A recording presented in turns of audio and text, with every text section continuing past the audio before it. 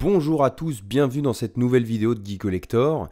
Aujourd'hui je vous présente, ou représente, puisque c'est déjà sorti il y a un petit moment, je pense que à mon avis ça date plutôt de 2022, voire peut-être début 2023, le pack Yu-Gi-Oh! Speed Duel GX, le dueliste des ombres, qui vient reprendre finalement des cartes qu'on avait dans Yu-Gi-Oh! GX, donc c'est-à-dire la série animée qui passait à l'époque à la télévision, et principalement, on va dire, les cartes des méchants qui étaient utilisées. Alors a priori c'est ça, on verra à l'intérieur parce que j'ai pas encore ouvert et j'ai absolument pas regardé le contenu. Je vous laisse le prix parce que ça vous permet, alors je sais que c'est sorti il y a un petit bout de temps, hein. J'ai déjà vu sur YouTube, il y avait bien entendu des unboxings de ce pack-là, ça fait un moment. C'est toujours important de voir l'évolution des prix dans le temps. Parce que là, alors je m'en cache pas, j'ai acheté ça quasiment 25 € chez Micro Arnaque, et je trouve que pour le coup, le prix est assez, on va dire, réglo. Méfiez-vous, toujours méfiez-vous de ces revendeurs ou de magasins qui vous vendent des packs comme ça qui sont sortis par exemple l'année dernière et à des prix un petit peu, je dirais pas délirants, mais un petit peu élevés pour ce que c'est. Là, on est sur du speed duel. Le speed duel, si vous connaissez un petit peu Yu-Gi-Oh! L'idée c'est de pouvoir jouer quasiment directement à Yu-Gi-Oh! Et on n'est pas sur des compos actuels. Donc on va passer à l'ouverture, on va pas perdre plus de temps, on va passer à l'ouverture de la boîte. Alors avec mon petit couteau pour pas abîmer. Hop. Voilà, faites ça toujours proprement. On est d'accord. Quelques petits mots en même temps sur Yu-Gi-Oh! GX. Moi j'aimais beaucoup Yu-Gi-Oh! GX, même je dirais, voire même un peu plus que Yu-Gi-Oh! Normal avec Yu-Gi, parce que j'avais apprécié le concept d'étudiant dans une école qui apprend et qui persévère à devenir un meilleur duelliste. C'est pas du tout le même concept que Yu-Gi-Oh! Première génération, mais voilà, j'avais bien aimé les doublages, parce que j'avais regardé en français, j'avais bien aimé la bande originale, voilà, c'était sympa. Alors, donc, on ouvre le paquet et on commence d'abord. Donc là, on voit, c'est une carte brillante. On est sur Uriah, Seigneur des Flammes Aveuglantes, qui, je vous le rappelle, dans le dessin animé, en fait, avait un petit peu cette symbolique, comme si ça ressemblait à des dieux égyptiens. Alors bien entendu, ce n'étaient pas des dieux égyptiens, hein, ils étaient quand même, je crois, pas aussi forts. Pour autant, ça ressemble un petit peu aux dieux égyptiens qu'on avait. Hop. Donc première carte, Uriah Seigneur des Flammes Aveuglantes, très belle brillance, on voit qu'on est sur de la carte de bonne qualité, voilà, donc bien entendu après vous avez la description de la carte qui est, bon, celle-ci c'est encore dans des cartes jouables si on veut. Alors ensuite on a donc Amon ou Amon, en fonction de comment on le prononce, qui est là l'équivalent un petit peu de Ra, c'est-à-dire en matière d'image. Ça correspond, voilà, ça correspondrait au dieu égyptien Ra. Mais bien entendu, bon là on est sur des bêtes sacrées, donc c'est bien entendu un tout petit peu moins puissant, mais ça reste quand même de la très belle carte. Le tout est brillant et c'est magnifique. Et enfin, on a Raviel, qui là, c'est pareil, fait référence à Obélisque, le tourmenteur. Empereur des fantasmes celui-là. Alors on voit qu'il a quand même 4000 d'attaque et 4000 de défense, ce qui n'est pas rien. Mais voilà, donc une belle carte aussi. On est content de pouvoir les retrouver dans ces packs qui permettent de les avoir tout de suite. Alors certes, on va me dire, bien entendu, en matière de cote, cette carte vaut beaucoup moins qu'une carte que vous auriez eu dans un booster, bien entendu.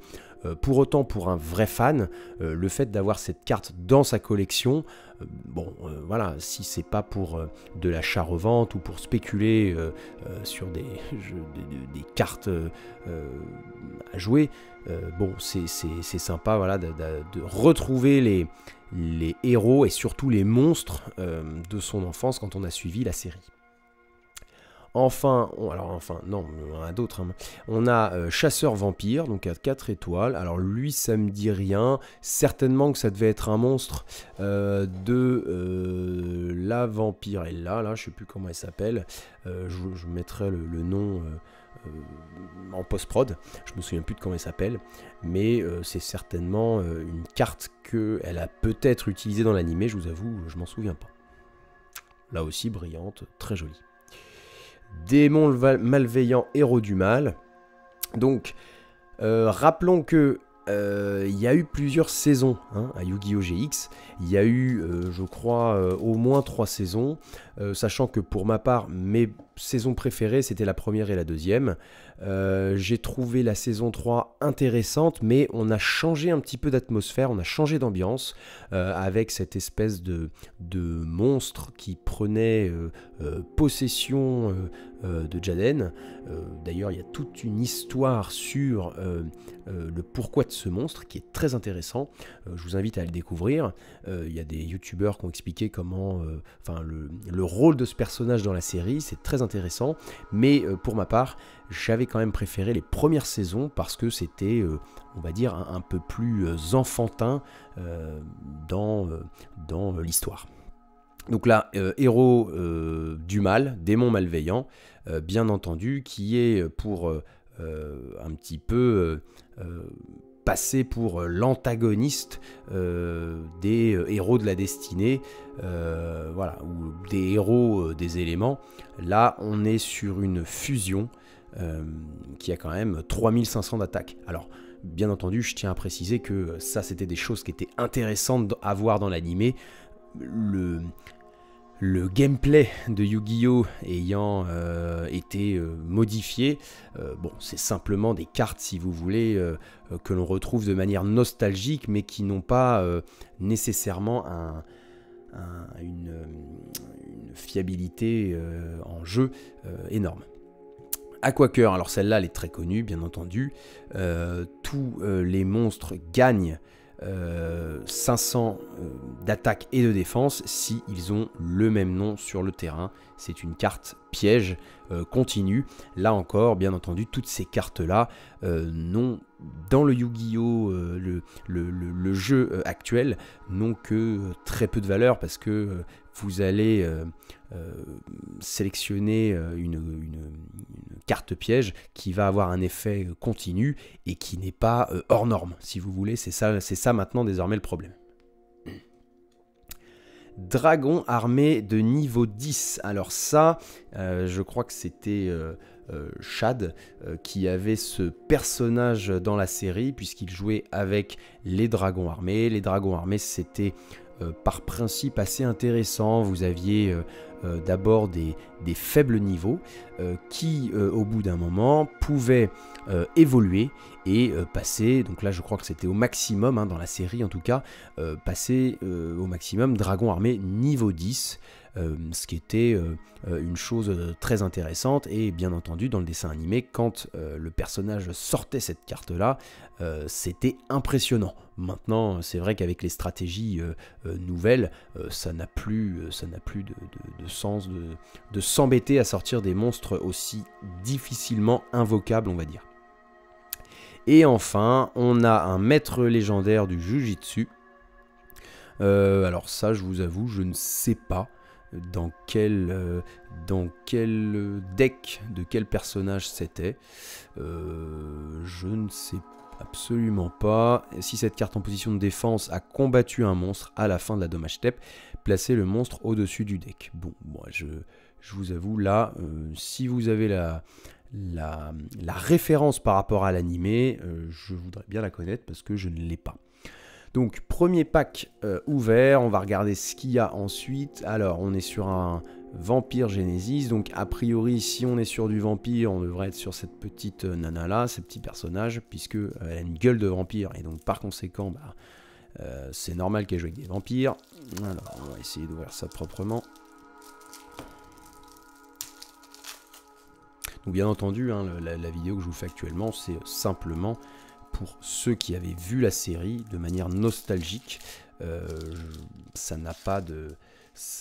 Aujourd'hui, ces cartes qu'on va regarder, ce n'est pas forcément des cartes utiles à jouer avec le nouveau concept, la nouvelle stratégie Yu-Gi-Oh! Où maintenant vous pouvez dézinguer un adversaire en 1 voire 2 tours, où l'objectif c'est de spammer les invocations spéciales un petit peu, et voilà, où la logique du jeu a totalement évolué. C'est pas un mal en soi, c'est bien qu'un jeu puisse se renouveler, mais bien entendu, pour des nostalgiques comme moi, toutes les cartes que je vais vous montrer là, bon, c'est simplement sympa de les voir si vous aviez vu l'animé, tout le reste, voilà, c'est un petit peu inutile. Donc Vampire Genesis, on a vu.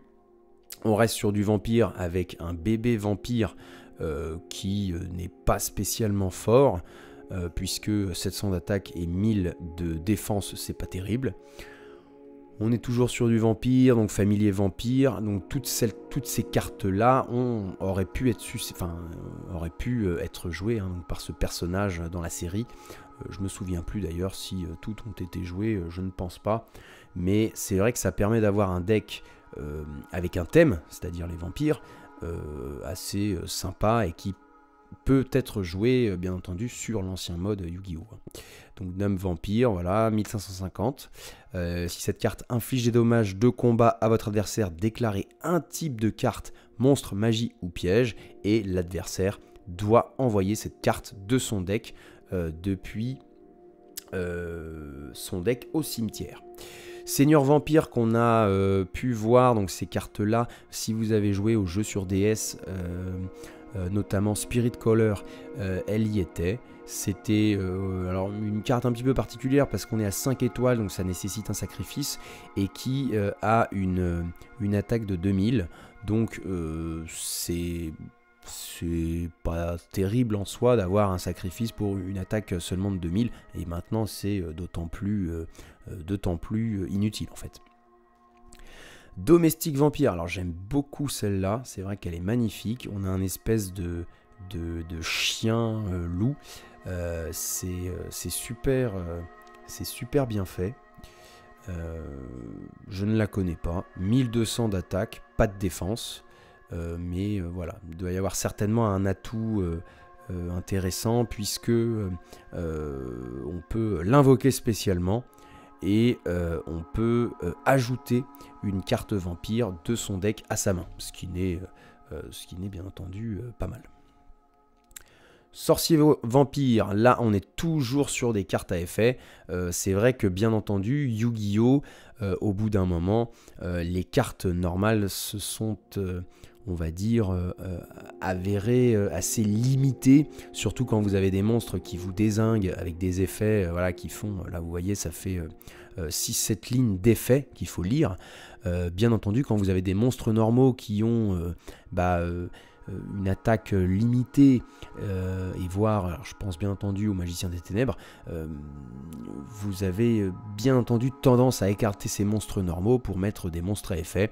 Là c'est le cas, on a un monstre à effet qui certainement peut s'avérer intéressant lorsqu'on veut jouer avec un deck de vampires. Ensuite, Malédiction du Vampire, donc là c'est ce que je vous disais, on est sur 6 étoiles, ça reste un monstre à supprimer, puisque 6 étoiles ça reste un monstre aussi, une attaque de 2000, et lorsque cette carte est détruite au combat et envoyée au cimetière, on peut payer 500 points de vie pour que on puisse en faire une invocation spéciale, et dans ce cas là elle peut gagner 500 points d'attaque si on l'invoque spécialement. Zombina, alors bon là on est sur du zombie, mais je trouve que la patte de l'auteur est très intéressante, c'est très bien dessiné, je vais la zoomer parce que j'aime beaucoup le dessin de celle-ci.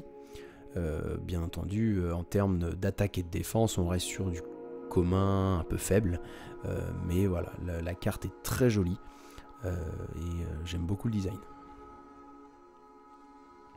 Zombie Gobelin, alors ça c'est pareil, hein, c'est une carte qui n'est pas nouvelle, dans le sens où je crois qu'elle existait déjà sur Yu-Gi-Oh! Spirit Color, donc ça serait à confirmer, mais voilà, bon, pas très forte non plus, mais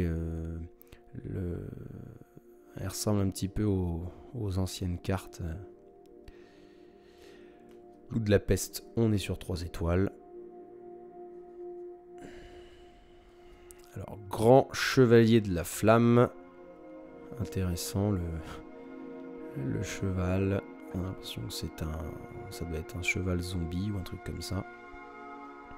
Et vous pouvez le voir, en fait, finalement, il n'y a que des cartes à effet dans ce deck de vampires. Hein. Bon, là, on est sur un zombie. Hein. Détruisez un monstre. L'appel de la momie. Et non pas de la mamie. Hein. Une fois par tour, vous pouvez invoquer spécialement un monstre zombie depuis votre main. Alors, moi j'aime beaucoup les speed duels, et surtout quand c'est des speed duels axés sur cette ancienne édition Yu-Gi-Oh! Parce que, alors déjà, c'est possible de jouer avec, et c'est surtout que c'est une stratégie entre guillemets qui se met en place de manière moins poussée. C'est vrai que on peut estimer que le... Alors, vous me direz en commentaire hein, ce que vous en pensez, mais je trouve que l'ancien gameplay Yu-Gi-Oh! Était un petit peu plus adapté aux jeunes enfants, plutôt que le nouveau, où vous avez carrément une stratégie à tenir, avec des invocations spéciales dans tous les sens. Je trouve que c'était... C'était peut-être un peu plus simple de l'époque de Yu-Gi-Oh! Yu-Gi-Oh! GX. Après, quand on a commencé à sortir des synchros, et voilà. Après, il y a eu les pendules. Enfin bon, c'est parti dans plein de choses. Je trouve que ça s'est un petit peu complexifié en matière de stratégie, ce qui n'est pas un mal en soi. Livre de la Lune, donc on l'a passé. Sacrifice inutile, bon, tout ça, c'est bien entendu connu, puisque c'est des cartes qui existait depuis un moment. Bourse des âmes, on l'avait déjà dans les premiers decks de Yu-Gi. Désir de vampire, ça je pense que c'est une carte qui a été faite spécialement pour ce deck-là, parce que ça ne me dit rien, puisque ça sert à envoyer un monstre vampire depuis le deck au cimetière, ou de cibler un monstre vampire dans le cimetière. Donc toutes celles-là, c'est des cartes intéressantes et qui ont certainement été... développer peut-être pour l'occasion. Point de contrôle inflexible, regardez la main de votre adversaire, essayez une carte monstre, annulez l'attaque. Donc là pareil, on est sur des cartes pièges hein, qui eu égard au gameplay actuel, n'ont pas forcément beaucoup d'intérêt. Alors on a quand même une reine Amazon, je me souviens pas si dans le dessin animé il y avait ce personnage là. 6 étoiles, donc un monstre à sacrifier. 2400 d'attaque, ce qui n'est pas dégueulasse en soi.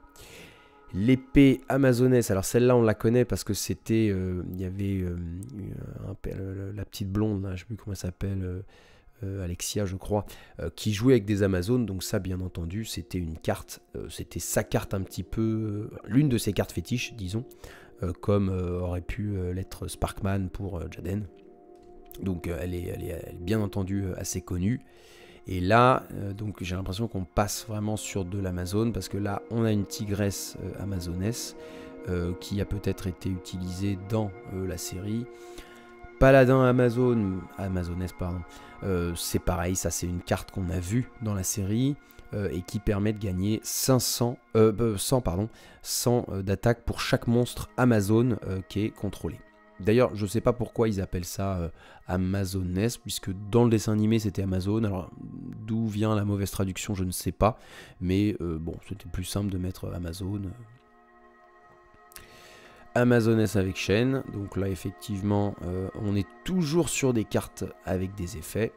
Je pense que c'est très rare maintenant de trouver des cartes, on va dire, normales. Puisque tout se joue avec des effets et c'est très intéressant les effets, c'est comme ça qu'on peut diversifier un petit peu sa stratégie. Vous ne recevez aucun dommage de combat avec des attaques qui impliquent cette carte. Donc c'est sympa. Une petite apprentie. J'espère qu'on verra bien à la caméra. On a une chamane. Alors ça ne me dit rien. Pareil, si ça se trouve, il y a bien entendu des cartes qui ont été éditées pour le deck, mais que l'on ne voyait pas pour autant dans la série. Ah, on a des scouts, c'est pareil, ça ne me dit rien du tout. C'est pareil, c'est sympa le dessin. Avec un effet rapide, vous pouvez sacrifier cette carte. Ce tour, aucun joueur ne peut cibler de monstres Amazon que vous contrôlez actuellement avec des effets de monstres. Et aussi, ils ne peuvent pas être détruits par des effets de cartes. Survivant de combat. Alors celle-là, c'est pour contrôler. Vous pouvez utiliser un effet de survivant de combat une fois par tour. À la fin de la battle phase, vous pouvez ajouter une carte. Ouais, d'accord. Donc c'est pour appeler un de ses petits frères, survivant de combat. D'accord. Renfort de l'armée, on ne la présente plus. C'est très connu. Puis ça existe depuis un certain moment. Héritage Amazon, qui se joue effectivement. C'est un deck spécifique pour les Amazones, donc ça a vocation à s'appliquer principalement pour ça. Là, on a une carte magie de terrain, village Amazon, qui permet de faire gagner aux Amazones 200 d'attaque. Et une fois par tour, s'il y a une Amazone qui est détruite au combat ou par l'effet d'une carte, et donc envoyée au cimetière, on peut invoquer spécialement un monstre Amazon depuis le deck, avec bien entendu un niveau inférieur à celui ou égal à celui qui a été détruit. Combativité, donc là on est sur de la magie continue qui permettent de augmenter de 1000 d'attaque la puissance des Amazones. Magicienne amazonaise, ciblez un monstre Amazon que vous contrôlez et un monstre face recto contrôlé par votre adversaire. Jusqu'à la fin de ce tour, on échange les points d'attaque d'origine des cibles. Ensuite, on est sur de la piège, donc de la piège commune, voilà, qui a vocation à s'appliquer lorsqu'il y a une déclaration d'attaque par l'adversaire. Ça permet de changer tous les monstres actuellement contrôlés par l'adversaire en position d'attaque face recto. Carte magie continue. Qui bloque en fait les positions de combat. Sauvetage dramatique, là encore c'est une carte spécifique pour jouer Amazon. Donc on voit que par ce pack un petit peu speed duel, vous avez quand même beaucoup de cartes magie et piège, et même des effets de monstres qui sont vraiment spécifiques au thème, c'est-à-dire là en l'occurrence les Amazones. Auparavant on avait bien entendu les vampires / les zombies, là c'est vraiment dédié à jouer de l'Amazone. C'est bien entendu un peu sur le même principe qu'on avait dans Yu-Gi-Oh! Les cartes pour Harpie par exemple. Bien que j'ai l'impression que quand même les cartes pour Harpie, quand ils ont sorti le deck de Mai, je crois que c'est Mai qu'elle s'appelle, je trouve qu'il y avait peut-être un petit peu moins de cartes pièges et de cartes magie différentes. Alors il y avait bien entendu plusieurs cartes de terrain, mais voilà. Et là on passe sur un autre personnage, cette fois qui est ce petit gars là que vous voyez. Donc je sais plus comment il s'appelle, mais lui joue avec des archdémons. Archidémon, je crois, dans le archidémon, peut-être dans le dessin animé. Alors il ressemble bien entendu au squelette malfaisant, mais ce n'est pas le squelette malfaisant. Pour autant, je crois qu'il a quand même un petit peu les mêmes caractéristiques. Bon, le squelette malfaisant est une carte normale, hein, mais là on est à 2500 d'attaque et 1200 de défense, c'est la même chose, il me semble. Ensuite, archdémon soldat, donc ça c'est pareil, c'est des cartes qui existaient dans Spirit Caller. Pour le coup, celle-là est intéressante puisque on est sur du monstre normal, on a 4 étoiles, donc pas d'invocation requise pour l'invoquer, et on a une attaque de 1900. Voilà, et effectivement, il est joué par ce personnage dans la série. Roi de la Terreur, donc toujours là on vient de changer, on est toujours sur de l'arc démon. Donc celle-là, elle est non invocable normalement, et il faut en fait contrôler un monstre arc démon pour pouvoir l'invoquer. 2000 d'attaque, ce qui est pas dégoûtant hein, pour une carte à 4 étoiles. Reine infernale, alors là on voit qu'on n'est plus sur des ténèbres, on est sur un type feu, pour autant on reste dans le délire arc démon. Alors celle-là est beaucoup moins puissante, hein, mais il faut en fait payer 500 points de vie, sinon la carte est détruite, et ça permet de lancer un dé pour annuler un effet de carte adverse. Pion ignoble, alors celui-là je l'avais jamais vu, je sais pas s'il est dans la série, j'aime bien le design aussi. Il est pas mal.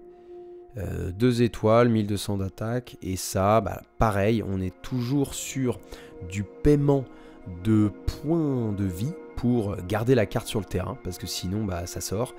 Et là c'est pareil, il y a un dé qu'on peut lancer pour annuler une carte et même la détruire. Voilà.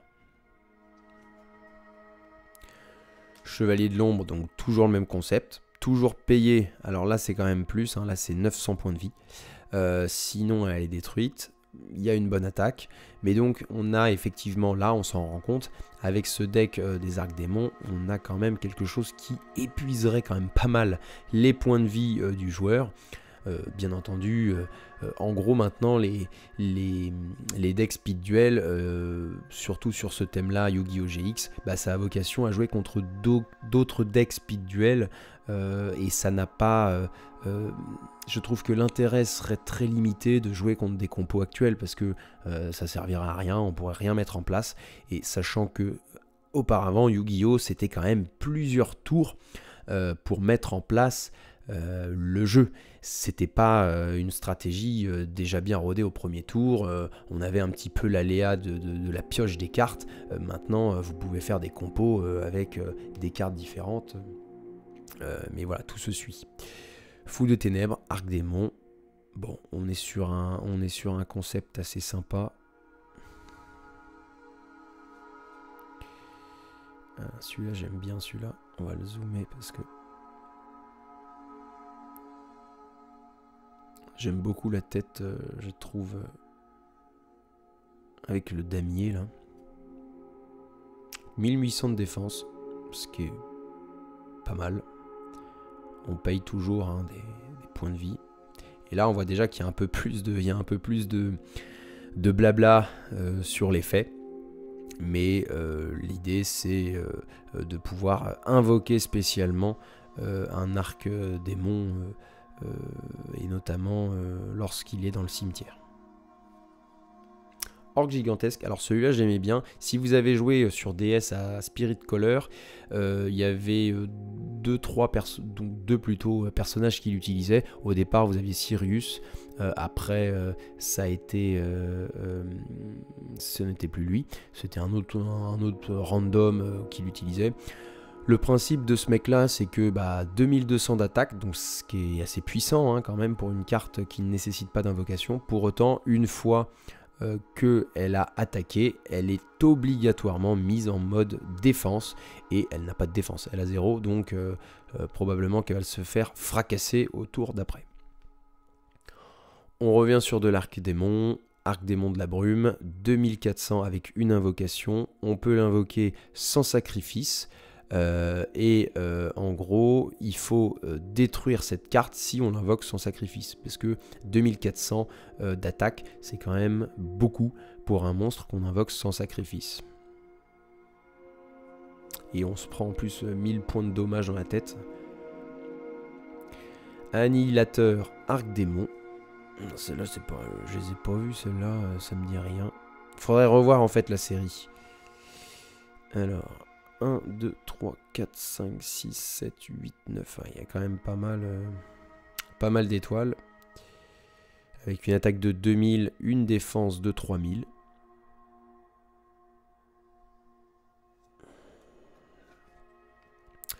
On est sur du général. vous pouvez défausser cette carte au cimetière, ajouter un Pandémonium depuis votre deck à votre main. Alors Pandémonium, il me semble que c'est une carte de terrain, très certainement qu'elle est dans le deck, je vous le confirmerai. Sacrifice inutile, on ne la présente plus, ça existe depuis des décennies, hein, celle-là, ça permet d'envoyer un monstre depuis le deck au cimetière. Pandémonium, voilà, donc c'est bien ce que je vous disais, c'est une carte magie de terrain.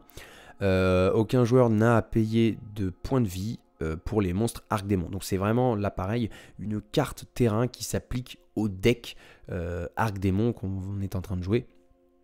Et ça permet en fait d'éviter tous les coups qu'on a vus auparavant et donc d'avoir des cartes entre guillemets un peu cheatées. Pour autant il faut pouvoir sortir cette carte là et vous voyez bien que après je passe à une autre carte, donc par conséquent vous n'avez qu'un exemplaire de la magie de terrain, ce qui est entre guillemets la difficulté, puisque encore faut-il pouvoir la piocher si vous ne l'avez pas en plusieurs exemplaires. Échec et mat, on est sur du sacrifice d'Arc-Démon et on peut cibler un roi de la terreur qui peut attaquer directement les points de vie de l'adversaire. Âge du désespoir, on est sur une carte magie d'équipement. On ne la présente plus non plus, elle est connue. Lorsque cette carte est envoyée au cimetière, on peut sacrifier un monstre et on remet cette carte au-dessus du deck. Double sort, alors celle-là je ne la connais pas. Défausser une carte magie, puis cibler une carte magie dans le cimetière de votre adversaire. Placer la cible dans la zone appropriée sur votre terrain. Et comme résolution de l'effet de cette carte, suivez son texte comme si vous l'aviez utilisé vous-même. Rugissement de l'Arc-Démon, donc on est sur une piège. Payer 500 points de vie et cibler un monstre Arc-Démon dans le cimetière, on peut l'invoquer spécialement. Et elle est détruite à la fin de la end phase. Et l'intérêt bien entendu de cette carte là, c'est simplement de faire une invocation spéciale, hein. C'est de l'utiliser comme invocation spéciale. Angoisse de combat, une carte piège de continu. Alors lui c'est intéressant parce que lui il me fait penser aux guerriers qu'on voit parfois sur... je me demande si c'est pas le même guerrier qu'on a vu tout à l'heure. On va regarder là. C'était par là.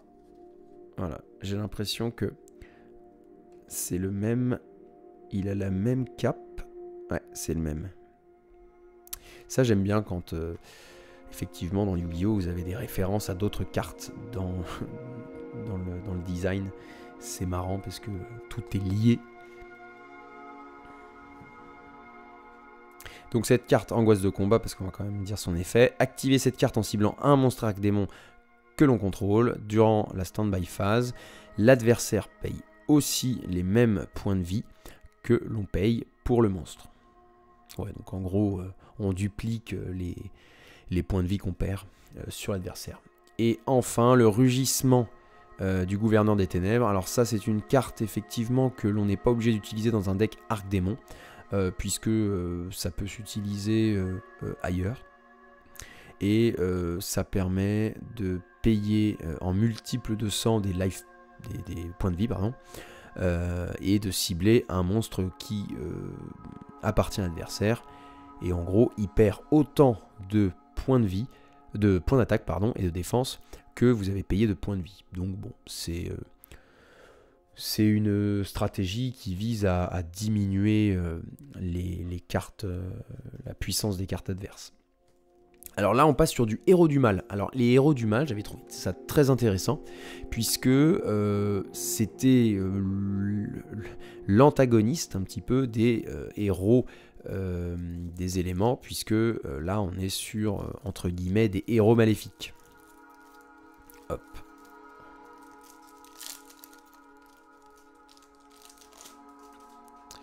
Donc on commence avec l'âme malveillante, héros du mal, qui nécessite bien entendu une invocation et qui peut... Alors attendez, si cette carte attaque un monstre en position de défense, on inflige... Ah oui, les dommages de combat perçants, c'est-à-dire c'est comme toutes ces cartes qui vous permettent d'infliger des dégâts au point de vie, alors même que le monstre est en mode défense. Bon, c'est sympa. Et ensuite on est, bah alors, là on est sur du basique, donc c'est effectivement les cartes à l'ancienne que possédait Jaden, donc les Avians, héros des éléments, qui sont là par contre, vous le voyez, des cartes normales, donc avec pas d'effet. Burstinatrix, donc tout ça c'est bien entendu, si vous avez vu la série animée, c'était bien entendu des héros qui étaient vraiment utilisés. C'est pareil, Clayman, super défenseur avec un petit 2000 en défense qui fait le boulot pour la défense. Sparkman, l'un des héros préférés dans la première saison de Jaden, là encore en carte normale. Cœur farouche, alors je sais plus comment il s'appelait, je crois que dans le dessin animé c'était Cœur sauvage il me semble. Bon là il s'appelle Cœur farouche, qui a simplement un effet de ne pas être affecté par les pièges. Champion de l'enfer, héros du mal, donc ça c'est à partir du moment, alors je crois que ces héros du mal, il me semble qu'ils sont utilisés par Jaden, alors vous me le confirmerez en commentaire. Il me semble qu'ils sont utilisés par Jaden dans la saison, alors pas 2 mais au moins 3. C'est quand il commence à être, il me semble, hein, je crois possédé, et donc il utilise des héros du mal, voilà, à la place des héros des éléments. Prodige infernal, là encore héros du mal, j'aime beaucoup le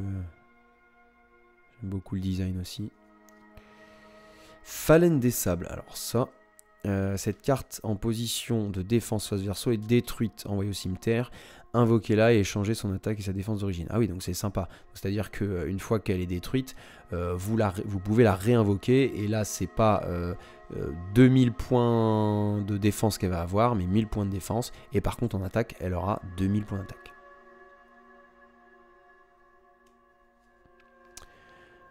Versago le destructeur. Alors, cette carte peut être utilisée comme substitut pour un monstre matériel fusion. D'accord, bon, bah ça c'est très commun, et en général c'est vrai que ces cartes sont assez entre guillemets faibles, mais ça permet de les utiliser pour sortir simplement des fusions. Hein. Hadès, le gouverneur, alors c'est marrant comment ils l'ont indiqué, Hadès plus loin, le gouverneur des ténèbres, on est sur une invocation où il faut détruire un monstre, hein, puisqu'on ne peut pas, et on ne peut pas non plus l'invoquer spécialement depuis le cimetière, voilà. Bon. Pas beaucoup, ça me dit rien dans l'animé. Hein. Jarre absorbante. Alors ça, c'est bien entendu, ça fait partie de toutes ces jarres, entre guillemets, il y avait cyberjar, fiberjar, je ne sais plus exactement. Toutes ces cartes qui ont des attaques et des défenses totalement ridicules, mais qui ont des effets flip assez puissants. Ici, ça permet de détruire toutes les magies et pièges qui sont posés sur le terrain, alors donc ça veut dire par l'ensemble des joueurs, hein, et chaque joueur peut piocher une carte pour chacune des cartes qu'il contrôlait. Voilà. Fusion des ténèbres, alors ça j'ai bien aimé, puisqu'effectivement c'est ce qui permet de faire non plus des héros, des héros élémentaires, mais des héros des ténèbres. Donc c'est exactement les mêmes, sauf que là vous avez un monstre de ténèbres, et voilà, c'est un peu plus stylé. Avec une convocation ténébreuse. Et là on était sur de l'extra deck. Donc c'est en fait un monstre fusion. Esprit maléfique. Alors, si on contrôle un monstre démon. D'accord, donc esprit maléfique, polymérisation. Alors oui, voilà, donc ça a vocation à être utile pour les fusions. Et ça a surtout vocation aux héros finalement, aux héros des éléments. Et je dirais même plus les héros certainement du mal. Foudre du monde ténébreux, ciblez une carte posée sur le terrain et détruisez la cible. Super polymérisation. Alors là, ça permet de détruire une carte. Non, ça permet de, pardon, si on défausse une carte, on peut invoquer un monstre fusion depuis l'extra deck. Et en utilisant au moins l'un des terrains comme matériel de fusion. C'est une carte de jeu magie rapide, comme vous pouvez le voir.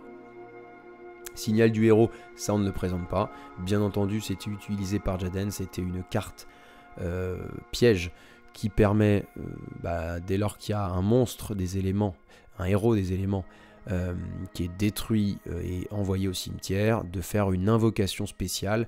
Donc vous avez vu, on avait Avian, Burstinatrix, Clayman, Sparkman. Donc c'est l'un de ces héros-là finalement qui va être invoqué, puisque dans la saison 1, et je crois même dans la saison 2, il n'y a pas beaucoup d'autres héros élémentaires normaux.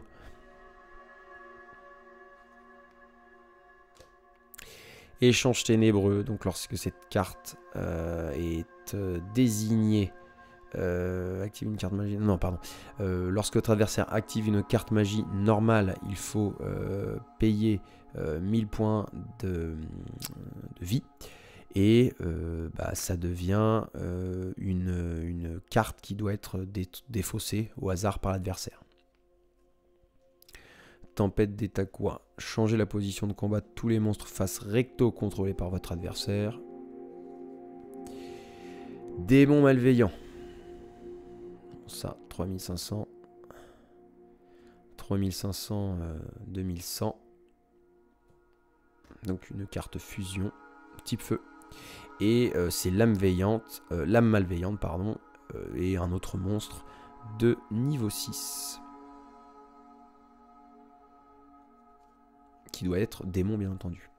Alors celle-là je l'aime bien, puisque celle-là c'est effectivement ce que je vous disais, c'est une fusion entre des monstres élémentaires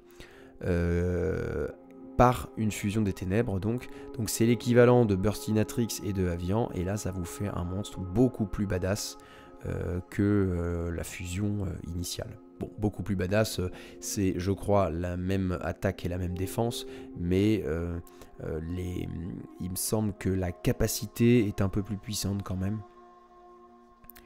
Cyclone sauvage, là c'est pareil, on est sur du Avian et sur du cœur farouche, donc les persos qu'on a vus juste avant, les monstres qu'on a vus juste avant, et là encore une fusion des ténèbres. Alors ça je le trouve assez stylé aussi. Gaïa, sombre, héros du mal. Donc là, pas besoin d'avoir un héros des éléments, c'est simplement un monstre démon et un monstre rocher. Golem foudroyant, putain, il est stylé celui-là. C'est Sparkman et Clayman. Donc 2400, donc c'est pareil, hein, je crois que là, au niveau des attaques et de la défense, c'est exactement la même chose. Et pour le coup, c'est invocable par une fusion des ténèbres. Donc c'est ça un petit peu l'inconvénient qu'il n'y avait pas dans le dessin animé, puisque dans le dessin animé, il faut quand même que ça ait l'air jouable.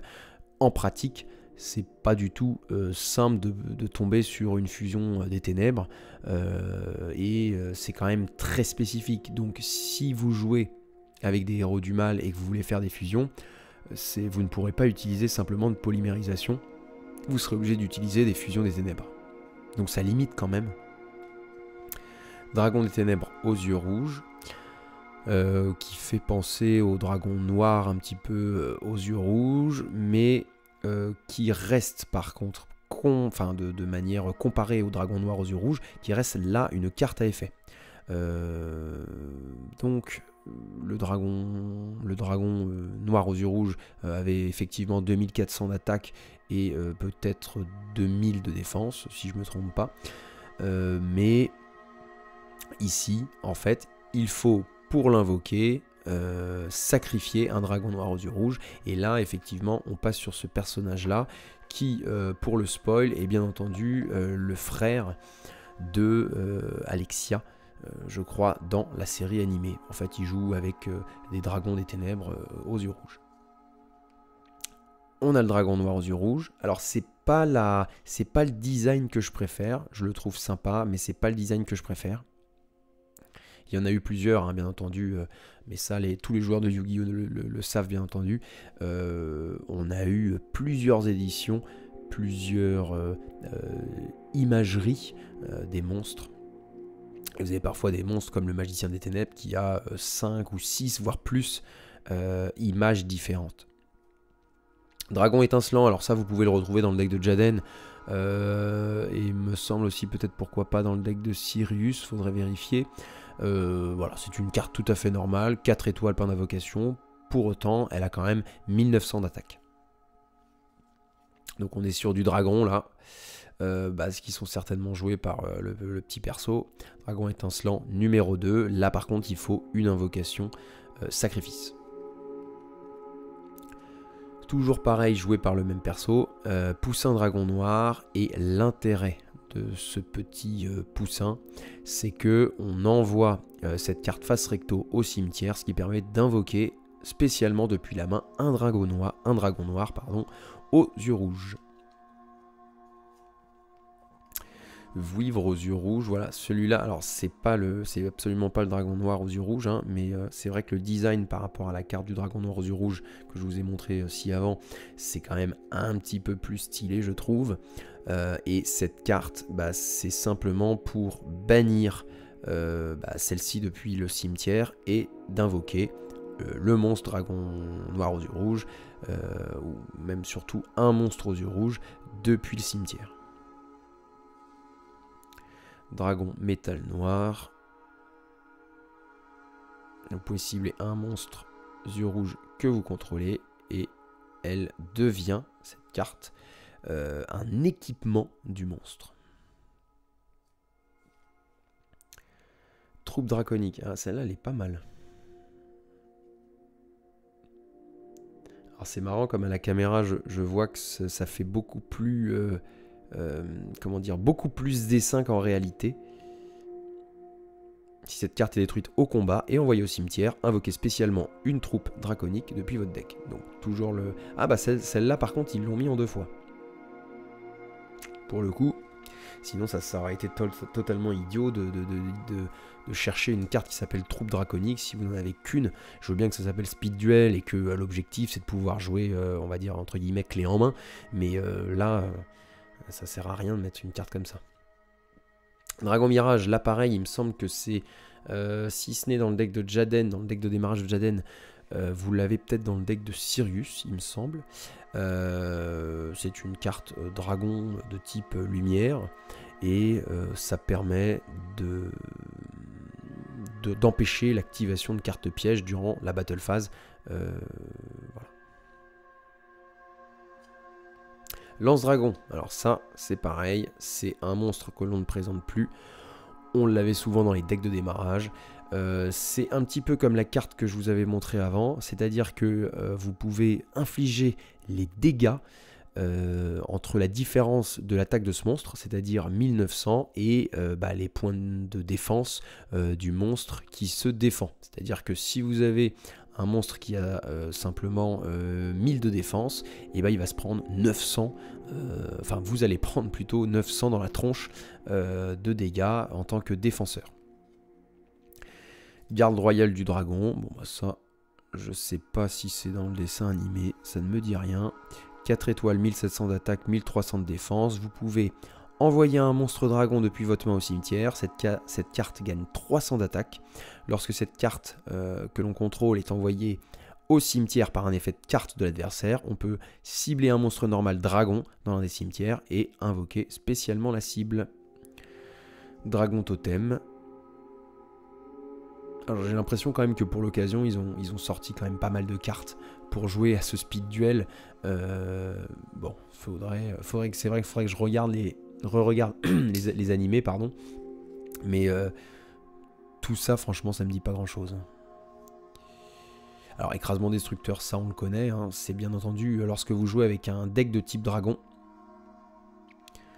Ça permet d'infliger, lorsque il y a un monstre dragon qui est contrôlé, on peut détruire une carte magie piège sur le terrain, et ça permet d'infliger 500 dégâts au contrôleur de cette carte. Le souffle du dragon, alors là on a une option à 2 branches, infliger 800 points de dommages à l'adversaire, ou on cible un monstre avec un maximum de 800 de défense et on le détruit. Beau design, je trouve, cette boule de feu. Cyclone cosmique. Alors, ça permet de bannir une carte sur le terrain, magie ou piège. Il faut quand même payer 1000 points de vie. Hein. Ça fait mal. Balançoire des souvenirs, ciblez un monstre normal dans le cimetière, invoquez-le spécialement et il faut le détruire à la end phase. Donc, ils disent pas qu'on ne puisse pas, qu'on ne pourrait pas le sacrifier, donc théoriquement vous pouvez le faire puisque c'est pas interdit. La colère du dragon, alors ça c'est pareil, c'est utilisé il me semble par Chad dans le dessin animé.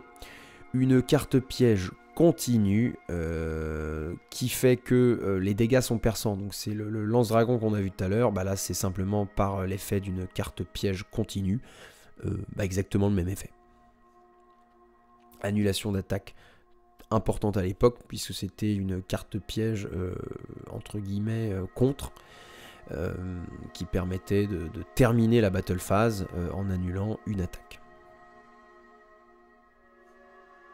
Et Esprit des yeux rouges, c'est une invocation spéciale d'un monstre yeux rouges. Donc le deck là qu'on vient de voir pour les monstres yeux rouges, c'est-à-dire de ce personnage là, c'est quand même beaucoup plus light si vous voulez que les arcs démons et que les Amazones.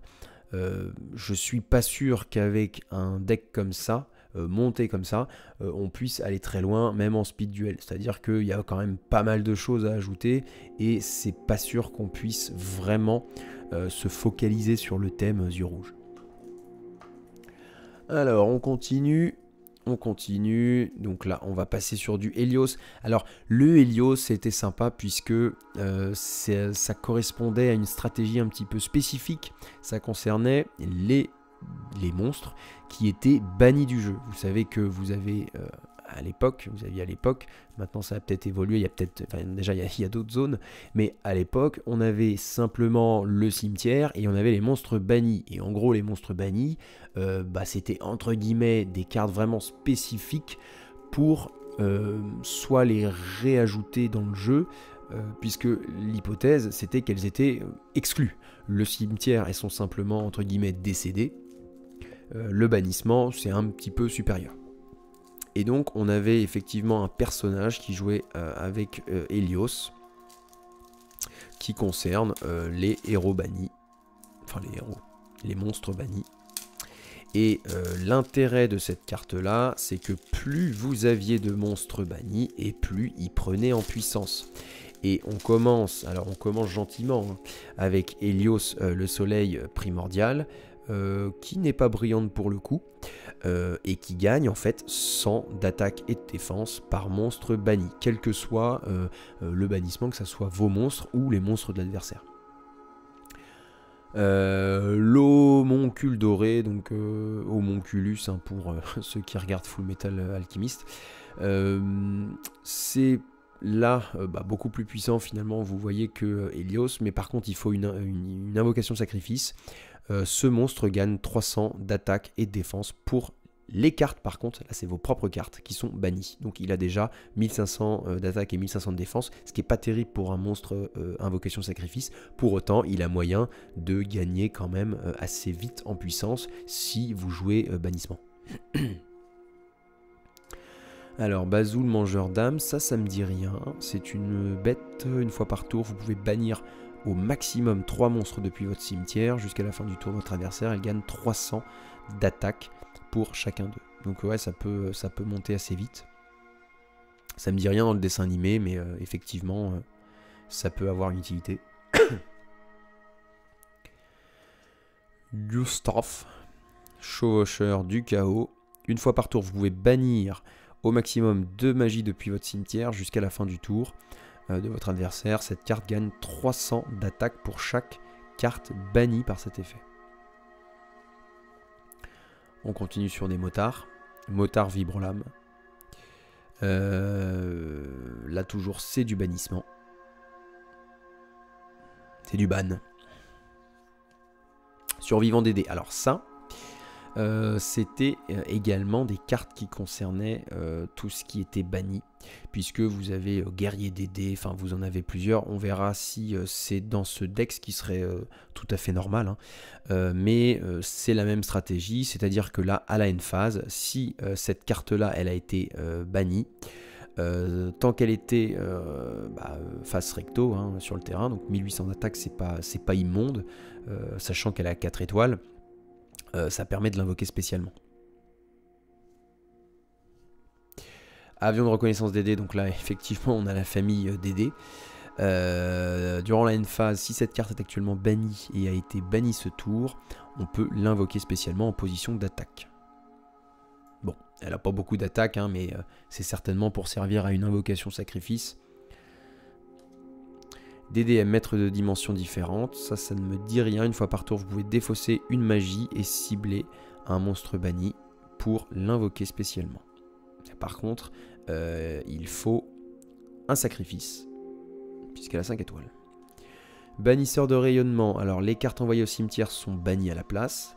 Donc ça c'est pas mal, mais effectivement on va utiliser, du moins ça va être utile d'avoir cet effet là si on n'a pas de carte magie ou de carte piège à effet continu qui va envoyer les monstres hors du jeu quoi, plutôt que dans le cimetière, sachant qu'on sait très bien que ça existe, et je pense qu'on les verra dans ce deck parce que j'ai déjà joué avec des cartes d'aider ou voilà, de bannissement, donc par conséquent cette carte a quand même une utilité assez limitée. Bon, après c'est bien de l'avoir dans un speed duel parce que au moins ça permet de faire des compos. Corbeau d'aider, alors le corbeau d'aider, c'est un effet rapide. On peut défausser cette carte au cimetière et cibler un monstre chez l'adversaire. Et ça permet de bannir la carte. Destructeur d'aider, lorsque cette carte est sur le terrain et qu'elle est bannie, on peut cibler une carte face recto contrôlée par l'adversaire et détruire la cible. Bon, attaque limitée et défense limitée aussi. 1000, c'est pas énorme. Alors, graine magie d'Aesa. Je sais pas ce que c'est ça. L'attaque et la défense deviennent le nombre de vos cartes bannies x 400. Donc, effectivement, comme le golem un petit peu, enfin l'homoncule doré, c'est le même principe, sauf que celle-là, vous partez de 0 puisqu'il y a un point d'interrogation pour l'attaque et la défense. Donc ça explique pourquoi elle a que 3 étoiles. Elle n'est pas plus forte, hein, au contraire. Virus de choc tribal. Donc là c'est toujours sur du bannissement. Ensuite on a de la libération d'âme. Donc vous voyez ces cartes là, c'est effectivement lorsque la stratégie n'a pas pu être mise en place dès le début. C'est-à-dire que ça permet de cibler des cartes dans le cimetière et de les bannir. Donc c'est l'hypothèse où on n'a pas pu avoir de cartes qui bannissaient des cartes alliées et des cartes adverses dès le début. Donc dans ce cas-là, effectivement, ça peut être intéressant de l'avoir. Cyclone galactique, ce qui permet de cibler une carte magie ou piège posée sur le terrain et de détruire cette carte.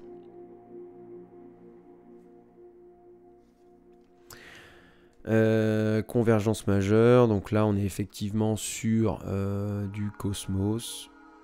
Détruisez tous les monstres sur le terrain si on contrôle un macrocosmos. Barrière vers une autre dimension. Activez cette carte en ciblant un monstre sur chaque terrain. Bannissez les cibles lorsque cette carte est détruite et envoyez au cimetière. Renvoyez les monstres bannis sur le terrain dans la même position de combat qu'ils étaient. On est sur de l'autre dimension là. Rencontre d'une autre dimension. Si chaque joueur a minimum un monstre banni qui peut être invoqué spécialement, chaque joueur invoque spécialement un de ces monstres bannis en position de défense face verso. Macrocosmos, alors voilà, donc c'est ça que je vous disais, c'est-à-dire qu'il y a des cartes qui permettent effectivement de sortir des cartes du cimetière et de les envoyer hors du jeu, c'est le bannissement. Cette carte-là, c'est une carte piège continue et pour le coup ça permet d'invoquer spécialement un Hélios de soleil primordial, hein, est-ce que c'est bien le même nom? Ouais, c'est ça, Hélios le soleil primordial, depuis la main ou du deck, et tant que celle-ci, cette carte piège est sur le terrain, et en fait tous les monstres sont bannis. Donc effectivement, là c'est dommage parce qu'ils nous ont mis, je trouve, une carte monstre qui permet le bannissement. finalement 2 cartes pièges peut-être de Macrocosmos, ça aurait eu un effet pareil. Et puis en plus de ça, vous auriez pu avoir le double entre guillemets d'invocation spéciale. Bon, ça serait un deck à compléter. Moi, quand je jouais les héros, ce type de jeu de bannissement, j'avais plusieurs Helios. J'en ai peut-être pas 3, mais j'en avais au moins 2 et j'avais 2 Macrocosmos. Malédiction du vieillissement. Défaussez une carte jusqu'à la fin de ce tour. Tous les monstres actuellement contrôlés par votre adversaire perdent 500 d'attaque et de défense. Et ensuite, alors, on va passer sur l'obscur invocateur de bêtes et je vais marquer une pause dans cette vidéo parce que on va faire en deux temps cette vidéo pour pas que ça soit trop long. Là je vois déjà que je suis à 1 heure de vidéo, donc il nous restera un paquet puisqu'après il n'y a plus grand chose, mais on se retrouve donc dans une autre vidéo pour la suite. Merci beaucoup et à bientôt.